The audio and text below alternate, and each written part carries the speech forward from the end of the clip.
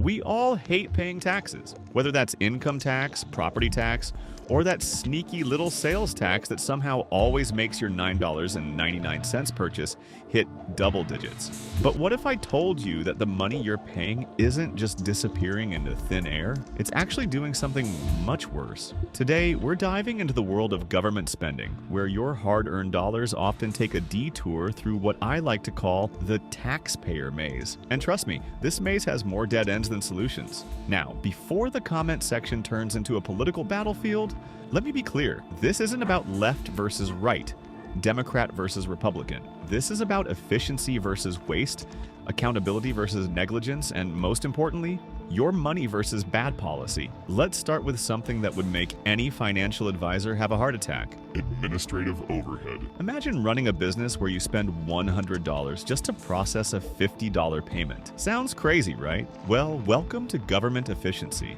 In fact, let's call this what it really is, the Great Administrative Bloat. Take the US tax code, for example. It's so complicated that Americans spend over 6 billion hours annually just doing their taxes. That's not a typo, that's billion with a B. The IRS itself estimates that taxpayers spend $220 billion per year on tax preparation. That's basically a hidden tax on your tax. And here's the kicker. Other countries somehow manage to do their taxes automatically while we're still filling out forms like it's 1920. But wait, it gets better, or worse depending on how you look at it. Let's talk about something I like to call the Great Farm Subsidy Adventure. Originally designed to help small family farms during the Great Depression, these subsidies now primarily benefit large agricultural corporations. In fact, the top 1% of recipients collect 26% of all subsidy payments. That's not helping the little guy, that's padding the pockets of corporate giants. Even better, some of these payments go to people living in Manhattan penthouses who technically own farmland. Because nothing says farmer quite like a Wall Street executive, right?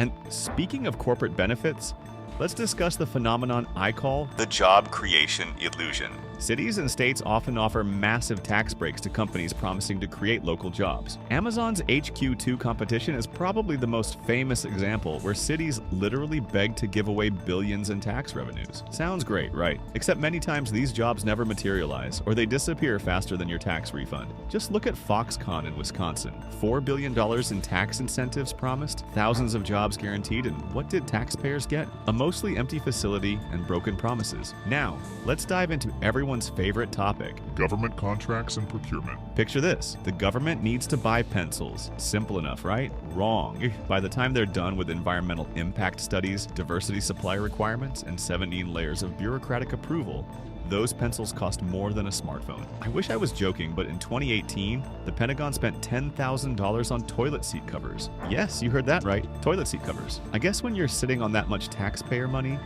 comfort is important. But here's where things get really interesting. Remember Medicare fraud? It's like a game of whack-a-mole, except the moles are wearing suits and carrying briefcases. The government estimates that improper Medicare payments alone total over $40 billion annually. That's enough money to fund NASA for 2 years. Or if you prefer earthly comparisons, that's enough to build about 4,000 schools.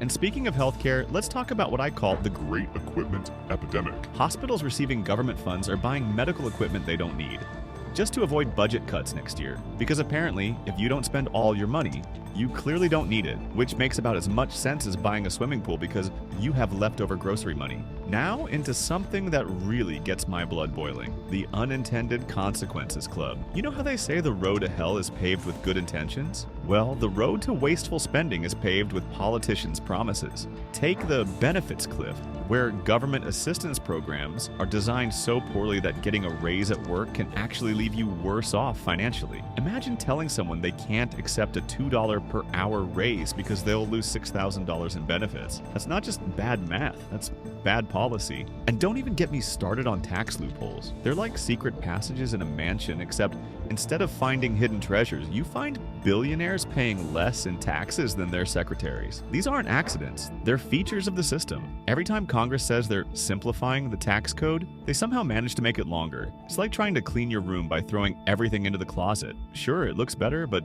we all know what's really going on. Perhaps the most frustrating part of all this is the eternal program phenomenon. Here's how it works. Government creates a program.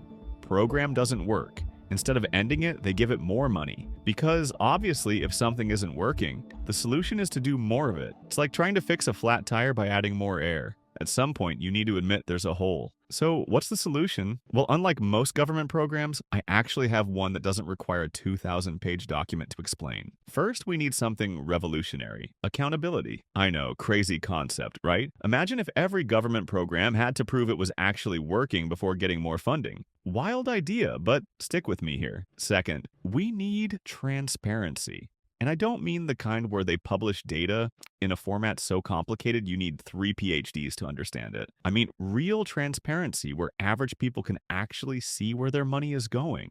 You know, like how every other organization in the modern world operates. Third, we need to implement sunset clauses. That means every program has an expiration date unless it can prove it's actually doing what it's supposed to do. Think of it like a probation period, but for government spending. Novel concept, right? And finally, we need to modernize. The government is still using computer systems from when The Fresh Prince of Bel-Air was new. In fact, some federal agencies are still using systems from the 1960s. Yes, the same era when people thought shag carpeting was a good idea. Now, I know what some of you are thinking, but won't these changes cost money to implement? Yes, they will. But here's the thing. Sometimes you have to spend money to save money. It's like buying a coffee maker instead of going to Starbucks every day. Sure, there's an upfront cost, but the long-term savings are worth it. In the end, it's not about paying less taxes. It's about making sure the taxes we do pay actually do what they're supposed to do. Because right now, watching your tax dollars at work is like watching a magic show. Things keep disappearing, but nobody knows exactly how. If this video made you angry, good. That means you're paying attention. And if you're not angry, well, maybe check your pulse or your tax returns. Better yet, check both. The government probably has a program for that, costing only twice what it should. Remember, change doesn't happen by itself. Share this video with someone who needs to see it. And if you're wondering why your local government just spent $500,000 on a study about why studies cost so much money, hit that subscribe button. We've got plenty more stories where this came from. And if you enjoyed this short dive into multiple government inefficiency, subscribe.